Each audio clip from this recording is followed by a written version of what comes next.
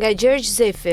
Në një kohë kur raketat bien mbi Ukrainë dhe 10 mijëra jetë janë shuar nga një agresion brutal, Vladimir Putin del para kamerave në Moskë dhe quan liderët e Bashkimit Evropian derra, një fyerje e paprecedent që pasqyron jo vetëm arrogancën e Kremlinit, por edhe krizën morale të një perëndimi që vazhdon të zvarritet mes deklaratave dhe frikës nga përgjigja ruse. Bashkimi Evropian, me gjithë retorikën e fortë, ndodhet në një ngërgj vendimarrës për të bërë aktin më domethënës, përdorimin e aseteve të ngrirëra ruse për të financuar mbrojtjen dhe rindërtimin e Ukrainës. Nga njëra anë, Macron dhe Merz flasin për drejtësi historike, nga ana tjetër, Belgjika, Hungaria dhe disa shtete të tjera mbajnë frenat, duke u dukur më shumë si bankier të trembur sesa si lider të një aleance që pretendon të mbrojë demokracinë dhe paqen. Ndërsa Evropa grindet për juridiksion dhe lishmërinë, Kremlini e interpreton këtë si dobësi.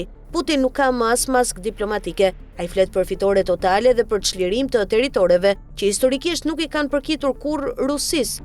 Retorika e tij është brutale sepse di që përballë ka liderë që kanë frikë të përdorin instrumentet që kanë në dorë, frika nga precedenti, nga pasojat financiare, nga një përshkallëzim hipotetik, i ka kthyer vendimet europiane në pantomim. Në këtë sfond, thirrja e Zelenskit për të përdorur asetet ruse nuk është thjesht një kërkesë për para, është një test i vullnetit politik perëndimor për të thënë mjaft, sepse nëse edhe kjo pasuri e ngrirë nuk vjet në funksion të mbrojtjes së viktimës dhe ndëshkimit të agresorit, atëherë çfarë mbetet nga jashtëquajturi i rend ndërkombëtar? Në fund të ditës, cinizmi i Putinit nuk është vetëm pasqyrë e një regjimi diktatorial, por edhe një reflektimi i pafuqisë morale të një Evrope që ndonjëherë duket se i ka harruar leksionet e historisë dhe pikërisht këtu qëndron tragjedia.